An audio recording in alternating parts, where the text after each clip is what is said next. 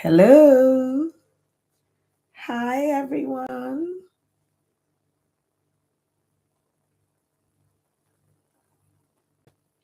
Should I Chakpada? Should I Chakpada? We're waiting for you. You have to show up for me. Don't leave me here all by myself. Yes. Log in. Let's discuss.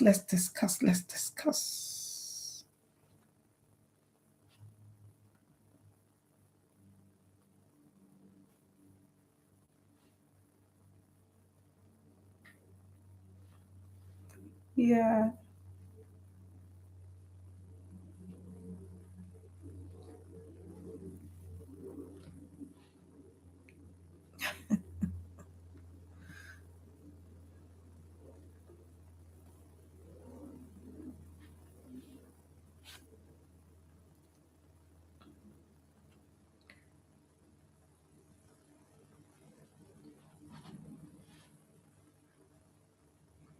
We're live.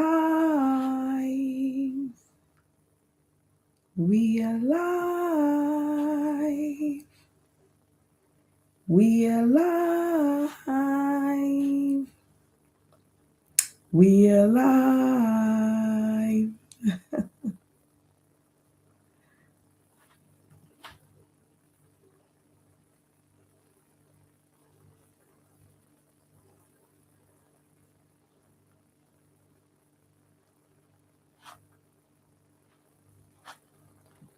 We are live.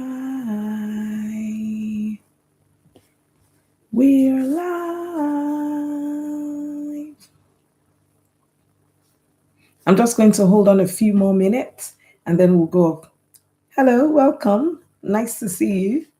Just one more minute and then we will kick off.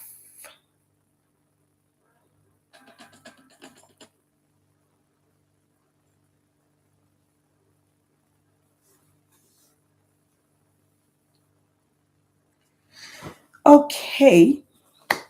Good morning, good afternoon, good evening, wherever you are. Welcome to my YouTube channel. I know today we're supposed to be streaming from Shouldijapada, but we've had a slight technical challenge. All great things always start like this, so it's fine. So I'm going to start my story. So we've got a few interviews lined up, but we're going to be broadcasting them week after week. Today, we're going to be discussing myself. It would be nice to have some feedback. If you could type, in the comments, let me know what's happening. If there are any issues with the audio, the video, my hair, just let me know. I promise you things will get better as we continue with your help and support. So, what prompted me to, start this discussion on Shouldijapada? I currently live in the United Kingdom. I'm a Nigerian. My name is Grace Omolara Onyinyechi Okafo. And thank you very much. And I know I have quite a lot of friends, family friends, some who live in Nigeria, some who live outside Canada, the United States, all over the world. Anywhere there's something good to be taken, you'd find Nigerians there and other Africans as well. But what we've experienced is that it's not always, all roses and ice cream and jollof rice.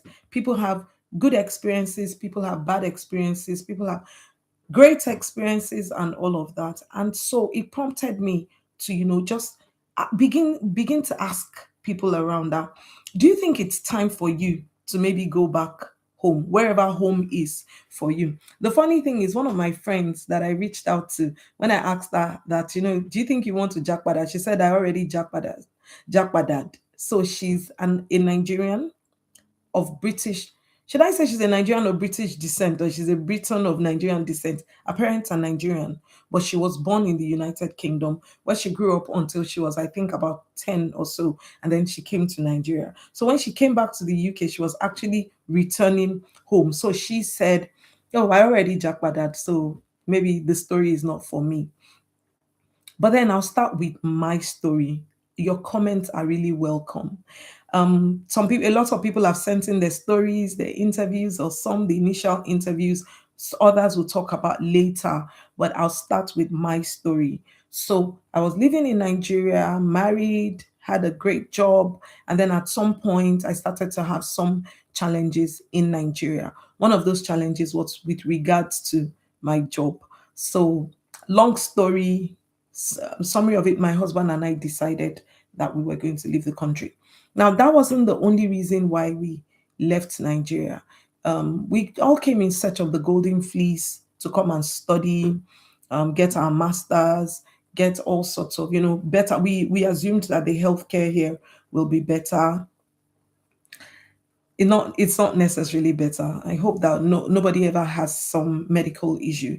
If you do have a medical issue, it's better to have private health insurance. But we're not here to discuss all of that. We're talking about holistically different stories for different people. Should you continue to reside outside of your home country, if even if the perception or the experiences that you're having are not great, should you just continue to tarry there? So my husband and I came to the United Kingdom in 2019.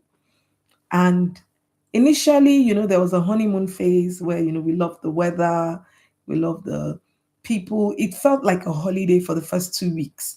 Prior to then, we had come to the UK a few times, together. And even before I got married, I'd been coming to the UK for Christmas and all of that. I know how much fun it is when people cook for you, people accommodate you, you go around, you go like a tourist to visit. So all of that was great until we moved here. And then when we moved here, reality started to set in and we started to see all sorts. The first year was probably the toughest one. And initially, I didn't even get a job for 6 months. I was sitting down at home. My husband was going to school, and it was just very exhausting and all of that. So at the end of the day, at the end of the first 6 months, I got a job in June, started to work. I was given a 2-year contract. They told me it was a 2-year contract, but what they did was they only signed the first year and said at the end of the first year, they will sign the second year. At the end of the first year, COVID struck. So they asked me to leave. Now, all of that was still, we're managing it, running it, as we say in Nigeria. And then it got to a point where things now started getting really tough financially. And, the weather, the winter was really, really bad. And then with COVID, so we couldn't go anywhere. We were constantly at home. I think at then my husband had graduated from school or so we were on his work permit at the time, and it was such a tough time. Then I started to put in applications. And you know how it is. If you've ever looked for a job, irrespective of where you are, whether you're in the UK or Nigeria or Kenya or wherever, put in the first application. Was expecting a good response. I got a letter saying, "Sorry, we're sorry." The way the letters are crafted, the first paragraph would be, "Thank you for your application for this job, yada yada yada." So you just skip to the second paragraph, which is where the gist is. And then the second paragraph said, "We are sorry." And immediately I saw the word sorry, I just said, these people, don't they know who I am? I'm good at my job. I have all this experience and all of that. But I said, yeah, well, maybe. Put in a second one, the same thing. Put in a third one, the same thing. Don't these people have an idea of how talented I am? Can't they see my resume? Can't they see my CV? Some, I was not even getting any kind of response at all. So we continued like that, continued putting in application after application after application. And then after some time, I just stopped counting. So one day, my husband and I had a conversation, and he said, "You're not really applying for jobs, are you?" I said, "What do you mean? I've been applying for jobs and all of that." He said, "Really?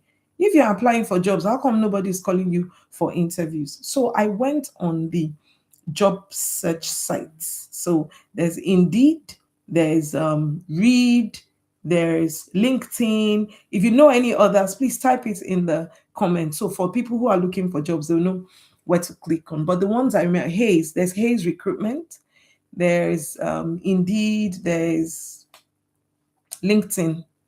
I've forgotten the other ones, but if you do, these job search sites, please put them in the chat, in the comments, because I'm sure that there'll be other people who are still looking for jobs. So I now went on all of those sites and I said, see, on this site, I put in 57 applications. On this site, I put in this number of applications. That was when I counted, and I had put in over 500 applications in about 6 months. So went on and on and on. And the implication of that is when you keep putting in, they tell you sorry, they tell you sorry. After some time, it begins to affect your mental health. You stop feeling worthy. You start wondering, is there something wrong with me? And all of that. Anyway, long story short, I eventually got a job, but it prompted me to write this book, 599 rejections and 2 sack letters. There'll be one free book given out every month. So we'll ask a question at the end of the session, and whoever answers that question will get a free book sent to them. But that's not even why we're here. At the end of the day, I got the job, started working on the job.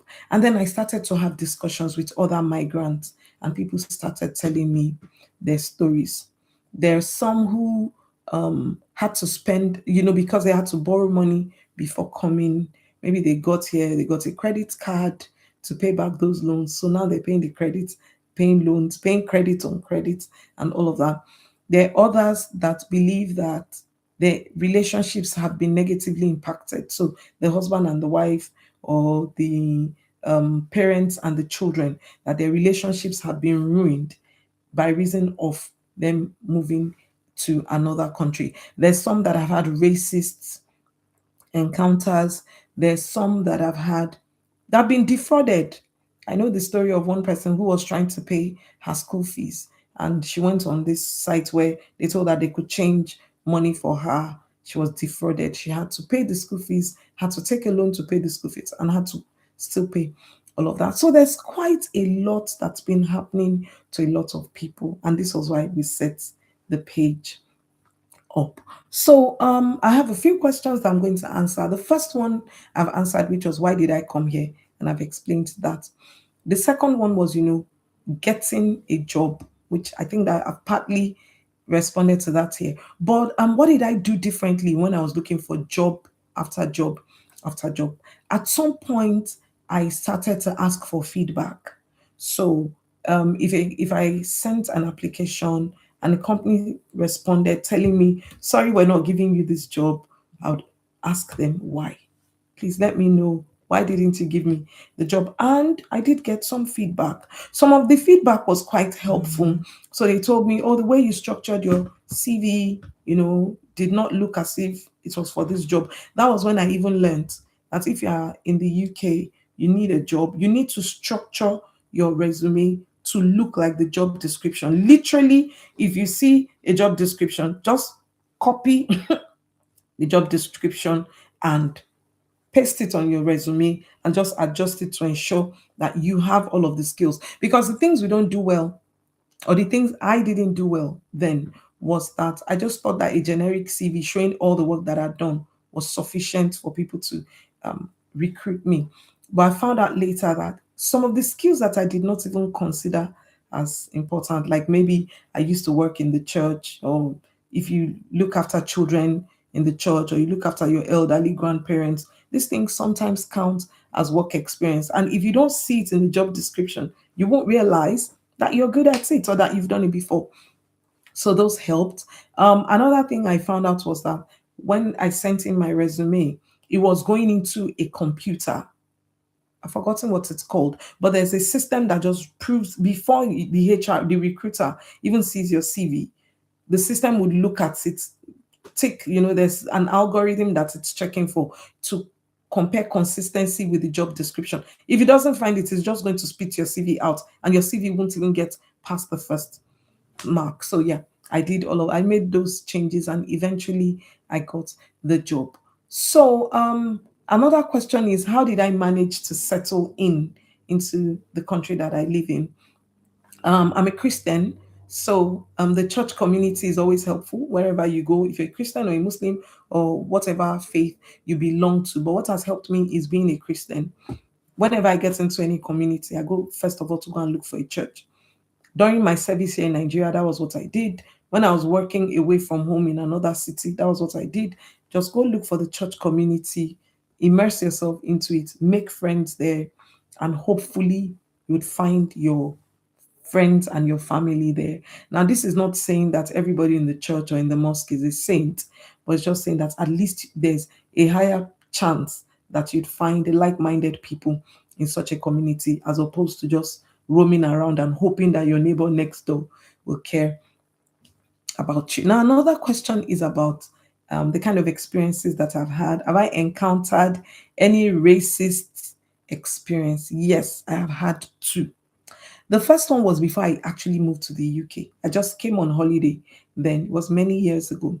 And I was working with a company at the time. I won't call the name of the company, but the company also has they have they have a local representation in the UK. So I went to their office in the UK and I took the bus. It was in a very far from the city.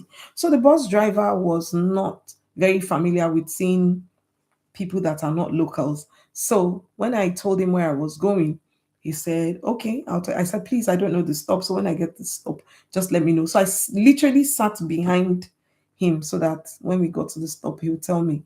That time there was probably Google Maps and all of that, but I didn't have Wi-Fi on my phone. I didn't have data on my phone also, so I didn't know. I couldn't follow the bus. At the end of the day, the guy took me to the last stop, and I said, this isn't where I'm going. He said, "Oh, you say I get confused by all these black people these days." And I thought, what's that got to do with anything? Eventually, he turned around and he brought me to the stop where I was going and all of that. That was the first experience. I found it odd. It wasn't offensive, but I just felt like there was no need for him to call me black. And I don't know, but that was his opinion. The second one happened 2 years ago. I had walked into a store to go and purchase to go and make it do a transaction. It's a one of these global stores, and I live in Aberdeen, so they see black people all the time. I walked into the store. I went to the lady. She was they have a place where you can change cash. So I was walking towards her. She just stood up from where she was. She moved to another till. She brought out a laptop. She didn't say good morning. She didn't say anything. I was trying to catch her attention. She just brought out something that looked like a tablet, pushed it under the till towards me, stood up and went back. No hello, no nothing. So I was looking at it and said, I don't understand. What's this woman? Why did you just send me this? Anyway, I picked the tablet. I was trying to look at it to feel in maybe there was a form on it or something. And then I said, I haven't decided if I want to do this transaction or not. And she said, "Oh, I'm sorry. I thought you were here to look for a job." And I said, "Why would you think that I'd come to look for a job?" She couldn't respond. Of course, it was because I'm not local. And I said, "Any case, if I was looking for a job, you wouldn't be able to afford me anyway." And then she just rolled her eyes. I rolled my eyes and we went our separate ways. So there's that, but that is not my regular experience. You can imagine that in about 15 years, I've lived here for about 7 years, but the other experience was before I moved here. So in about 15 years, I've had maybe two people be racist. Other than that, it's just cool. Another question is, what do I miss about home? First of all, is the camaraderie. Nigerians, you know how we like to banter, and it's probably the same in African countries, and probably the same irrespective of where you are, even if you're not an African. If you're from one city, you've moved away from home, I'm sure you'd miss that as well. The regular banter, the cultural references, most of them go over my head. Some of the shows they talk about, I've never seen, or even if I've seen, I don't get it.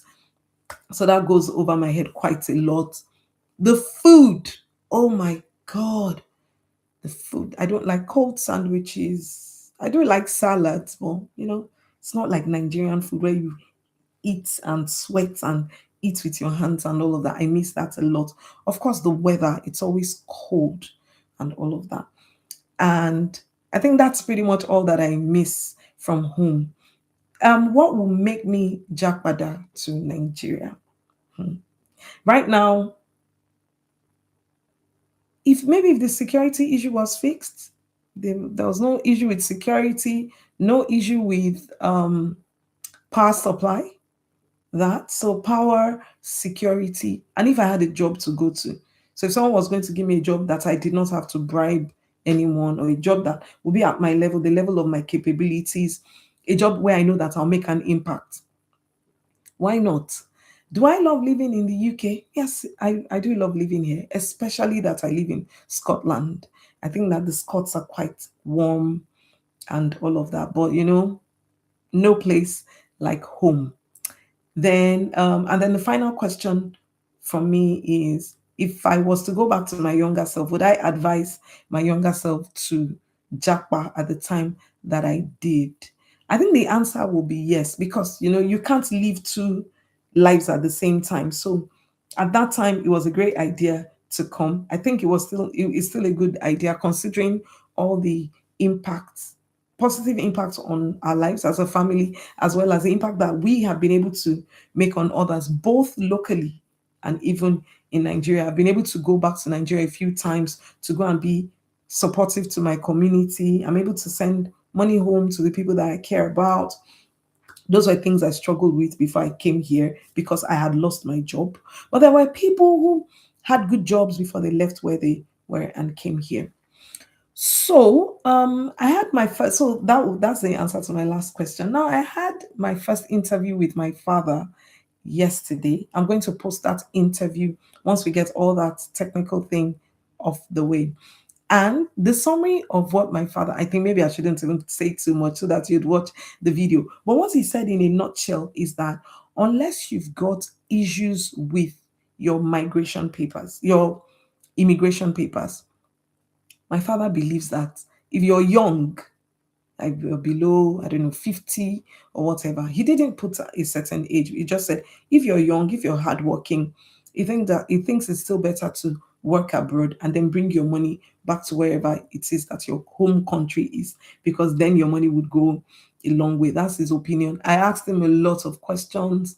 What if it's impacting your health? What if it's impacting your family? What if it's impacting, all of these things? My father said, as long as you're hardworking, you should just stay there. I said some people have issues with the couple, like maybe the husband working during the day and the wife working at night, and the impact it's having on the lives of the quality of life of the children.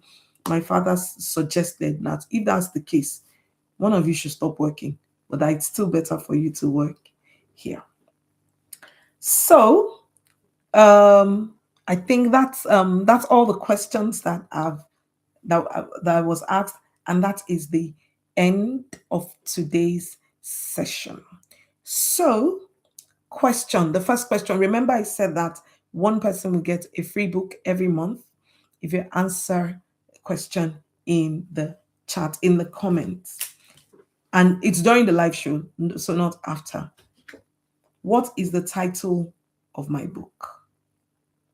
I said it at the beginning of the session. What is the title of the book? If you know the title, please put it in the comment section, and how I can get across to you so that you can get your book. Thank you very much. I see a few people here. Please say hi in the comments so that I know who you are. Say hello. Hi, Omotayo. Thank you for your comment. Say hello in the comments so that I can greet you and say hello to you properly before we end the session.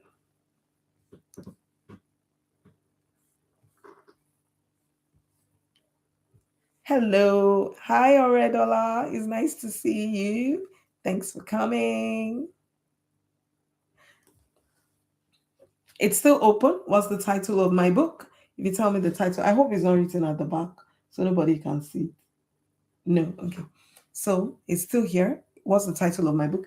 If you can let me know during the chat. That's today's question. It's not going to be the same question every week. One person will get a free book every month. It details some of the experiences that I had here. So thank you for coming to the first class or the first session, season 1, episode 1. My apologies about the slight issue we had on the actual page, but until we fix that, we will continue to go live here. Thank you. It was an absolute pleasure having you here. Until the next one next week, remember 7 p.m. UK time. What that means is by the time we go back to the regular time, it will be 7 p.m. in Nigeria as well. But right now it's 7 p.m. and I know it's 8 p.m. in Nigeria. So I love you for joining, even though it's quite late. See you again next week. Love you. Mwah, mwah, mwah, mwah, mwah. Bye. Bye-bye. Bye. Love you.